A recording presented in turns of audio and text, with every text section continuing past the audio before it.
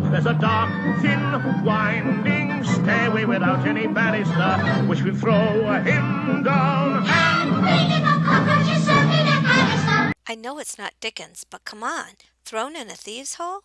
I expect to see Fagin or the Artful Dodger down there, but all we get is rats.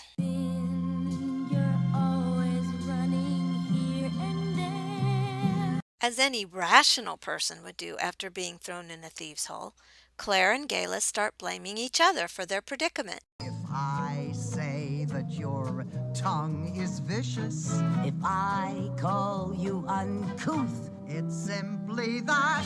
Who else but a bosom-buddy will sit down and tell you the truth? Galis accuses her of believing she's a witch, but Claire says she knows that it was old-fashioned poison that killed Arthur.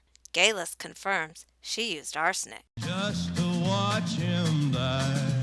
Then she tries to bond with Claire over the baby, jokes about the jailer, and finally with reassurance that Dougal will come for them. My boyfriend's back, he's gonna save my reputation. But Claire, aka Debbie Downer, says that Colin found out about her, banished Dougal, and sent Jamie with him.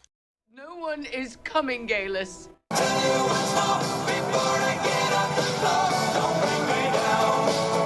I guess I should have stayed in bed, my pillow wrapped around my head, instead of waking up to find a nightmare of a different kind. Yep, I bet Claire would rather roll over and hit the snooze button. This just doesn't seem to be my day. Hey, listen, a song to cheer them up. Now here we go round the Maypole High, Maypole High, Maypole High. Wait a minute, that's not what they're singing. In the Cranesmuir justice system, the witches are accused by two separate yet equally important groups, the people who call them witches and the judges who proclaim them all guilty. These are their stories. While the charges are read, check out how gorgeous these two still look after a night in a hole. Maybe they are witches. Keep a spell on me. Now, where was I? Oh yeah, just as Claire realizes how dire their situation is, a one-man cavalry arrives.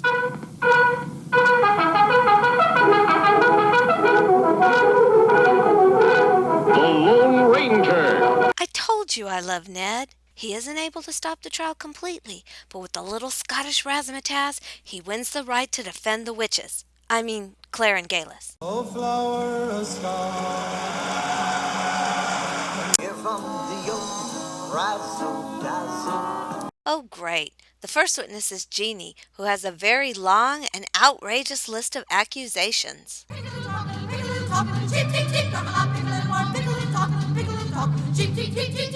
But Ned is able to shoot down her claims by revealing she tried to get a job at Leoch and that she basically called Arthur an old fart and Galis a clown. Yeah, she's bitter. Oh, that Ned is tricksy. Give 'em the old hocus-pocus, bead and feather 'em. Oh, this is sad. It's the changeling baby's mother. She saw Claire pick up the child and blames her for its death and for her real baby not being returned. Evil, that's your name. Claire tries to explain, but Ned says, "Hush." I got you. He then proceeds to gently demolish her so that she agrees it was her fault and she's reduced to a puddle of tears. And his mama cries. Ned might just pull this off. Razzle-dazzle them, and they'll never catch wise. I wish I knew this guy's backstory, 'cause he's got a wild list of accusations, including Galis flying like a great winged bird. I'm guessing either Galis spurned his advances at one point, or he's just bat crap crazy. The crowd goes wild, so the judges decide to break for the day.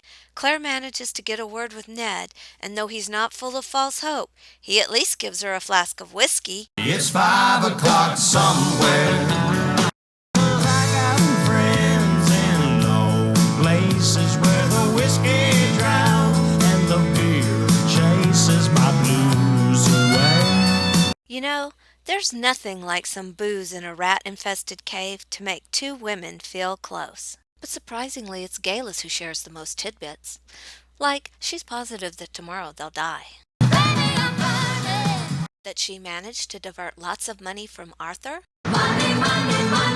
That her motivation is the Bonnie Prince. Kind of free, kind of wild, Charlie. And how Dougal is her true match, and she doesn't mind his roving eye, 'cause he fights like a lion for all the clans.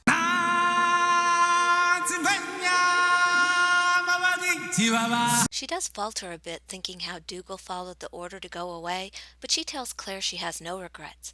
Whatever happens, she knows she made a difference. Non, rien de rien. Non, je ne regrette rien. Claire reveals little of herself, other than reciting the Nathan Hale quote about regret. She won't even respond to Galus's question of whether she loves Jamie.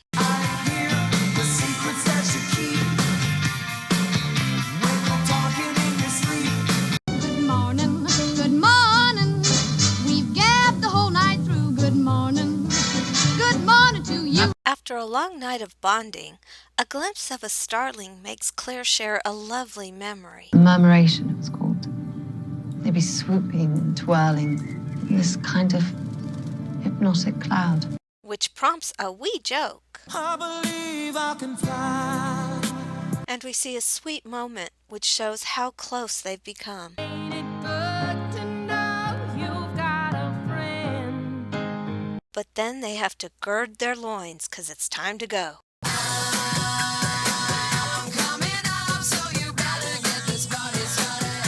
As the trial starts back up, even Galus looks shocked by the next witness. Here you come again. And boy, does Leary have a lot of ammunition, including that dratted horse dung. Selling little bottles of love potion number 9. Ned tries to brush her off as a jealous lass, but the crowd is not interested today. People all said, sit down, you're rocking a boat. Look at those fake tears. I told you that slap was a terrible idea. Claire tries to call her out, but now even the judges are on Larry's side. Don't hold back. Okay, you know that moment in The Sting when you realize even you were conned? Well, Newman and Redford have nothing on Father Bain. I love to dance a little sidestep. He spins an amazing tale, pretending that he was wrong about Claire. That she's a black magic woman. She's trying to make a devil out of me. That in fact she had saved Thomas Baxter when he had given up his faith due to vanity. I have sinned, dear Father. Father, I have sinned. Then he dramatically ends by claiming he should be sent away. Liar, liar. And his con job works on the judges and the crowd.